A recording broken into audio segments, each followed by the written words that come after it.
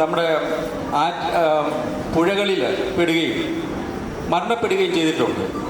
കഴിഞ്ഞ ആ വെള്ളത്തിൽ ആ പുഴയിൽ ഇറങ്ങി എങ്ങനെ അത് രക്ഷപ്പെടുത്തുവാൻ സാധിക്കും എന്ന് ബോധ്യത്തോടുകൂടി അവർ അത് നിർവഹിക്കുവാൻ സാധിക്കുമായിരുന്നു.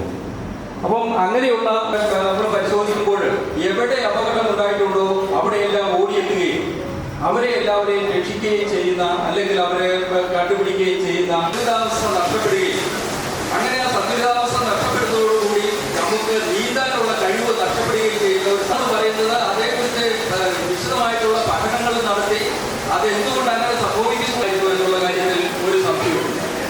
ഇങ്ങനെ വിവിധങ്ങളായിട്ടുള്ള വശങ്ങൾ, വിവിധങ്ങളായിട്ടുള്ള കാര്യങ്ങൾ നമ്മളെ സംബന്ധിച്ചിടത്തോളം പരമപ്രധാനമായിട്ടുള്ള, ഇന്ത്യയെ സംബന്ധിച്ചിടത്തോളം അവരുടെ ഏറ്റവും പരമപ്രധാനമായിട്ടുള്ള ഒരു കാര്യമാണ്.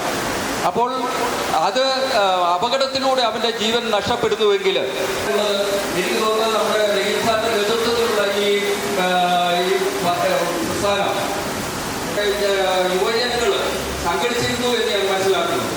അപ്പോൾ ഇപ്പോൾ ഈ അടുത്ത കാലത്ത് ആ യുവജനങ്ങളെല്ലാം പക്ഷേ ഈ യുവജനങ്ങളെ ഉൾപ്പെടുത്തിക്കൊണ്ട് അവർക്ക് വ്യക്തമായിട്ടുള്ള ക്ലാസ് കൊടുത്ത് നമുക്ക് ഈ കുട്ടികൾ, അതുപോലെ ഇവിടെ എത്തിച്ചേർന്നിട്ടുള്ള പ്രായമായവർ, നിങ്ങളെല്ലാവരും ഈ ക്ലാസ് പരമാവധി ശ്രദ്ധിച്ച് കേൾക്കുകയും നമുക്ക് നമ്മുടെ സഹപ്രവർത്തകർ തീർച്ചയായിട്ടും നമുക്ക് നല്ല രീതിയിൽ നമ്മുടെ ജീവിതത്തിൻ്റെ ലക്ഷ്യം തന്നെ മറ്റുള്ളവരെ സഹായിക്കും. ശ്രീമതി മറിയാമ്മ ഫെർണാണ്ടസ് അവരെ ക്ഷണിക്കുന്നു.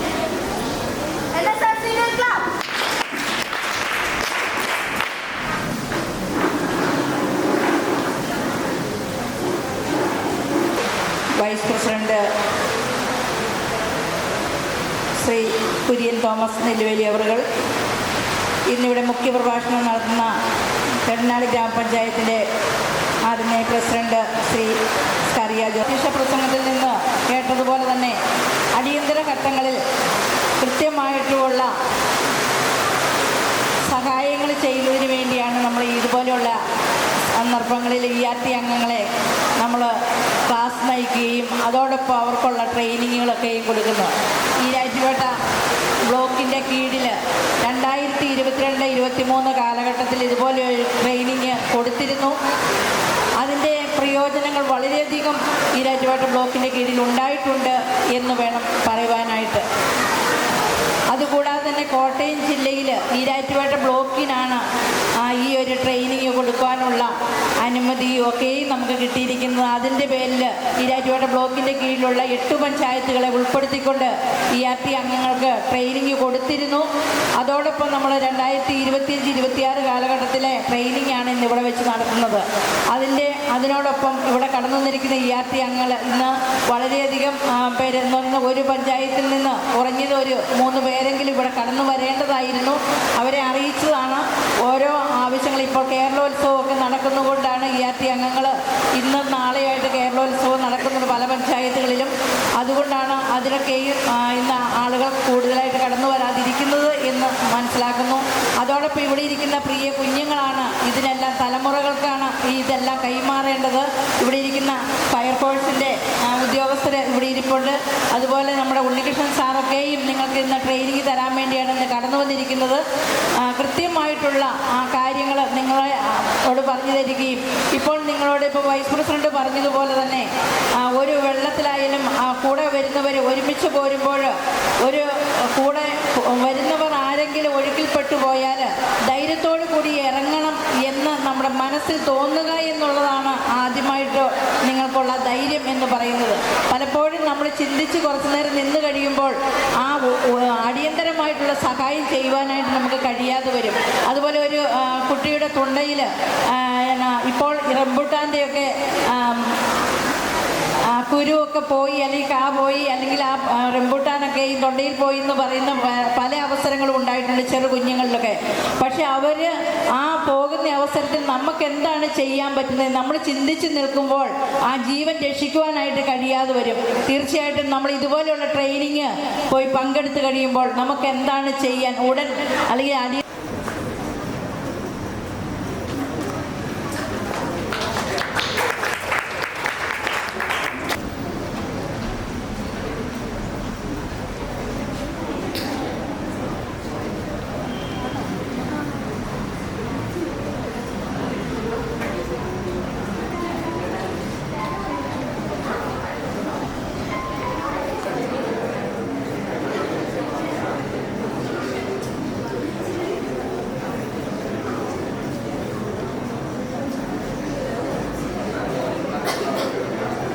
നിന്ന് ചെറിയ തോതിൽ ഷോക്ക് ഏൽക്കുക വരെ ചെയ്തു. അന്നാണ് കേരളം കണ്ടതിൽ ഏറ്റവും വലിയ ഒരു ദുരന്തം ഉണ്ടായത്. അപ്പോൾ അന്ന് ഞാനിത് ഓർക്കാൻ കാര്യം, അന്ന് ഇവിടെ ക്ലാസ്സിൽ അറ്റൻഡ് ചെയ്തുകൊണ്ടിരുന്നവരിൽ മുഴുവൻ ആൾക്കാരും കടനാട് ഗ്രാമപഞ്ചായത്തിൻ്റെ വിവിധ പ്രദേശങ്ങളിലേക്ക് പോവുകയാണ്. കാരണം എന്താണെന്ന് ചോദിച്ചാൽ പല വീടുകളിൽ വെള്ളം കയറി ദുരിതാശ്വാസ പ്രവർത്തനങ്ങൾ നടത്തണമായിരുന്നു. അങ്ങനെയുള്ള ആ കാര്യങ്ങൾ അതീവ ശ്രദ്ധയോടെ അന്ന് ആ പ്രവർത്തനത്തിൽ ഏൽക്കുകയുണ്ടായി. ഇന്നിപ്പോൾ ഇവിടെ ഒരു ഇതുപോലെ ബ്ലോക്കിൻ്റെ ഒരു പ്രോജക്റ്റ് ഇന്നിവിടെ നടപ്പിലാക്കുകയാണ്. അപ്പോൾ സ്വാഭാവികമായും നമുക്കൊക്കെ അറിയാം, നമ്മൾ പത്രമാധ്യമങ്ങളിലൂടെയും അല്ലാതെയും നേരിട്ടും ഒക്കെ കണ്ടിട്ടുള്ള പല സംഭവങ്ങൾ ഇതിനു മുമ്പ് ഇതുപോലെ ഉണ്ടായിട്ടുണ്ട്. അവിടെയെല്ലാം അവരെ രക്ഷിക്കുവാൻ, സ്വാതന്ത്ര്യമേകി അവരെ രക്ഷിക്കുവാൻ ഓടിയെത്തുന്നത് പല വിഭാഗത്തിലുള്ള ആൾക്കാരുണ്ട്. നമ്മളിപ്പോൾ ഈരാറ്റുപേട്ടയായി ബന്ധപ്പെടുകയാണെന്നുണ്ടെങ്കിൽ അവിടെ അതിനായിട്ടൊരു ടീമുണ്ട്.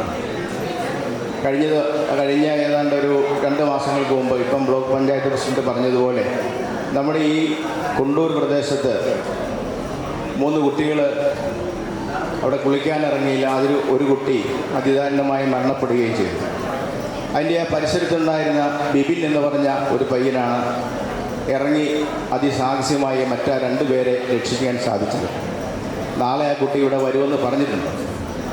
അപ്പം അത് സാധാരണഗതിയിൽ ഒരു ആറിൻ്റെ തീരത്ത് താമസിക്കുന്ന ഒരു കുട്ടിയെ സംബന്ധിച്ചിടത്തോളം സ്വാഭാവികമായിട്ട് സ്ഥിരമായി ആറ്റിലിറങ്ങി കുളിക്കുന്ന ഒരാളാകുമ്പോൾ നീന്താനും മറ്റു കാര്യങ്ങൾക്കൊക്കെ ഏതാണ്ട് ഒരു പരിശീലനം സ്വന്തമായി നേടിയിട്ടുണ്ട്. അധ്യക്ഷത അലങ്കരിക്കുന്ന ഈരാറ്റുപേട്ട ബ്ലോക്ക് പഞ്ചായത്തിൻ്റെ പ്രിയങ്കനായ വൈസ് പ്രസിഡന്റ് ഫിനിൻ സാറ്, ഈ പരിപാടി ഔപചാരിക ഉദ്ഘാടനം ചെയ്ത ഈരാറ്റുപേട്ട ബ്ലോക്ക് പഞ്ചായത്തിൻ്റെ പ്രിയങ്കനായ പ്രസിഡന്റ് മറിയാമ്മ ഫെർണാണ്ടസ്, സ്വാഗതം ആശംസിച്ച ബ്ലോക്ക് പഞ്ചായത്ത് അംഗം ജോസഫ് ജോർജ്, മുഖ്യപ്രഭാഷണം നടത്തിയ സൂര്യ ജോസഫ്, കർണാടക ഗ്രാമപഞ്ചായത്ത് ഉണ്ണികൃഷ്ണ സാറ്, ഫയർഫോഴ്സിലെ ഉദ്യോഗസ്ഥർ, പഞ്ചായത്ത് മെമ്പർമാർ, കർണാടക പഞ്ചായത്ത് പ്രസിഡന്റ് ഷാജി, അതുപോലെ തന്നെ മെമ്പർ സന്ധ്യ മെമ്പർ, ഇവിടെ കൂടിയിരിക്കുന്ന നമ്മളെ ഈ പ്രോഗ്രാം ഇവിടെ കണ്ടക്ട് ചെയ്ത നേതൃത്വം കൊടുത്ത നമ്മളെ റഹീം സാറ്, ഈ പങ്കെടുക്കാൻ പറയുന്ന വിദ്യാർത്ഥിനി സുഹൃത്തുക്കളെ, ഞാൻ ദീർഘമായ പ്രസംഗത്തിനും മുതിരുന്നില്ല. 2022 പഞ്ചായത്തിൻ്റെ ആഭിമുഖ്യത്തിൽ ഇതുപോലെ ഒരു ദുരന്ത നിവാരണ ലഘൂകരണ ഒരു ട്രെയിനിങ് പ്രോഗ്രാം ഇവിടെ നടത്തിക്കൊണ്ടിരുന്ന സമയത്താണ് അന്ന് ഞാൻ പഞ്ചായത്ത് പ്രസിഡന്റായിരുന്ന ഉദ്ഘാടന പ്രസംഗം നടത്തിക്കൊണ്ടിരിക്കുന്നതാണ് പെട്ടെന്ന് ഇടിവെട്ടുകയും പെട്ടെന്നുള്ളൊരു മഴ ഉണ്ടാവുകയും ചെയ്തു. പഞ്ചായത്തിൽ നമ്മുടെ സമീപ പ്രദേശങ്ങളൊക്കെ മുഴുവൻ വെള്ളപ്പൊക്കമായിരുന്നു.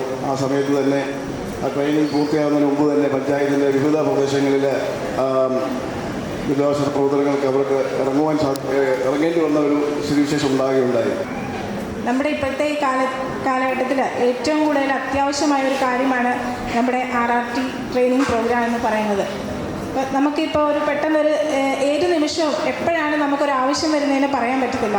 നമ്മൾ ഈയിടെയെല്ലാം വാർത്തയിലൊക്കെ കണ്ടതാണ്, ഒരു കുട്ടിയുടെ തൊണ്ടയിൽ ബബിൾക്കം കുടുങ്ങിയിട്ട് എന്ത് ചെയ്യണമെന്ന് അറിയത്തില്ലാത്ത ഒരവസ്ഥ.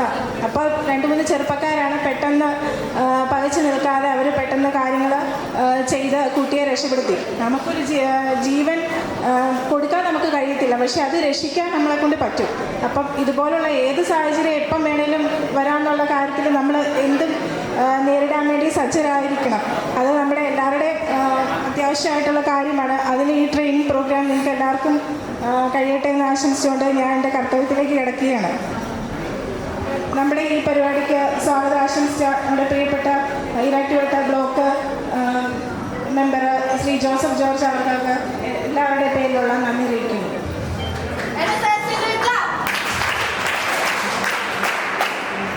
നമസ്കാരം.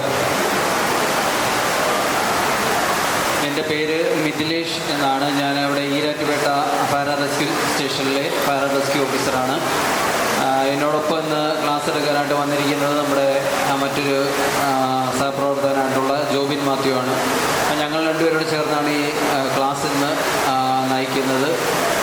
അപ്പോൾ ആദ്യമായിട്ട് ഇവിടെ ഈ ഒരു വേദിയിൽ നമ്മുടെ ബ്ലോക്ക് പഞ്ചായത്തിൻ്റെ ഭാഗമായിട്ട് ഇന്നിവിടെ ഒരു ക്ലാസ് നടത്തണമെന്ന് അറിയിക്കുകയും അതിനെത്താൻ സാധിച്ചതിലും വളരെ സന്തോഷമുണ്ട്. നിങ്ങളെല്ലാവരും ഈ ക്ലാസ് വളരെ പ്രയോജനപ്പെടുത്തുന്ന രീതിയിൽ തന്നെ ഇത് വീക്ഷിച്ച് പഠിച്ച് അത് ശ്രദ്ധിച്ച് ഇതിൻ്റെ എല്ലാ സത്തുകളും നിങ്ങളുടെ എല്ലാ മനസ്സുകളിൽ ഉണ്ടാകണമെന്ന് മാത്രം പറഞ്ഞുകൊണ്ട് കുറച്ച് കാര്യങ്ങളുമായിട്ട് നമുക്കിന്ന് മുന്നോട്ട് പോകാം. നിങ്ങളെല്ലാവരും എന്നെ നേരത്തെ കണ്ടിട്ടുണ്ടോ?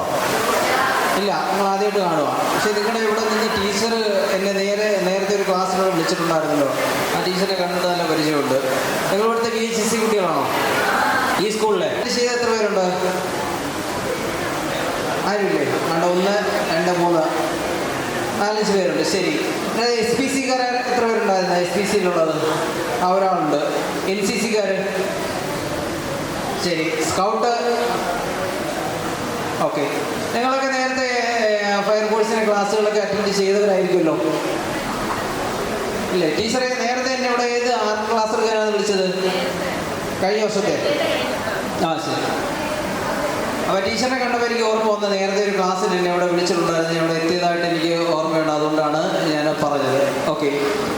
അപ്പോൾ ഫയർഫോഴ്സ് എന്തിനു വേണ്ടിയാണ് സേവനം നൽകുന്നത്? ഏത് സേവനമാണ് ഞങ്ങൾ നൽകുന്നത്?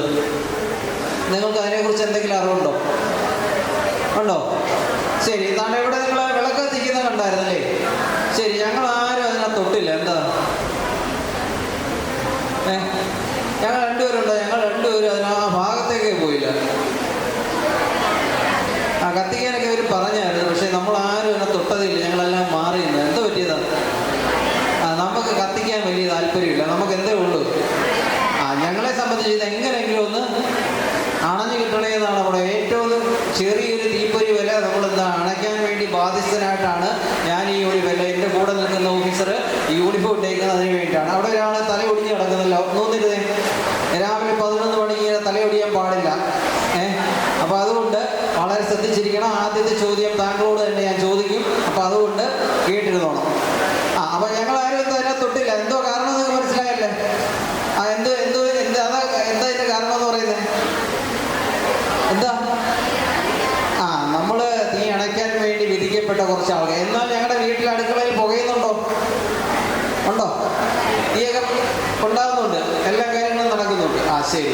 പക്ഷേ നമ്മൾ പൊതുജന മധ്യത്തിലേക്ക് ഇറങ്ങുമ്പോൾ നിങ്ങൾ ഓരോരുത്തരും ഫയർ സ്റ്റേഷനിൽ വരും, വന്ന് വിവരം അറിയിച്ചിട്ട് പോകും. അങ്ങനെയാണോ പുള്ളി ചെയ്യുന്നത്? അങ്ങനെ ചെയ്താൽ മതിയോ? അങ്ങനെ ചെയ്തിട്ട് തിരിച്ച് ചെല്ലുമ്പോൾ പുള്ളിക്കാരുടെ വീടും അതിനപ്പുറത്തുള്ള വീടും ഇപ്പുറത്തുള്ള വീടും ബാക്കിലുള്ള ഫ്രണ്ടിലെ ഈ വീടുകളൊക്കെ നിങ്ങൾ വിളിക്കും. ഏതാ? 101 നിങ്ങൾ എന്ത് പറയും? നിങ്ങൾ ഫോൺ എടുത്തിട്ട് ഇങ്ങനെ പറയും ഓടി നിങ്ങളെടുത്ത്. അങ്ങനെയാണ് ചെയ്യുന്നത്. പിന്നെ എന്തൊക്കെ ചെയ്യണം? നിങ്ങൾ ഇവിടെ നിന്നാണ് നിങ്ങളുടെ സ്ഥലം എവിടെ?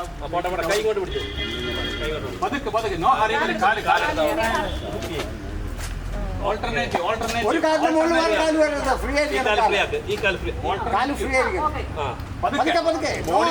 അങ്ങോട്ട് നീട്ടുക. കൈ പരമാവധി 1 by 1 പരമാവധി പുറകോട്ട് ഇങ്ങനെ ചുരുണ്ട് പോകണ്ട. പിന്നാക്കം നോക്കും.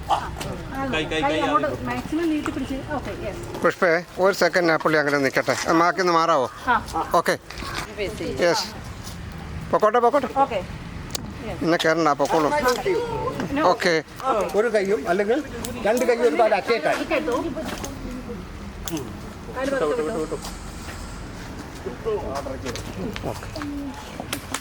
എങ്ങനെയുണ്ടായിരുന്നു? തിരിഞ്ഞു നിന്ന്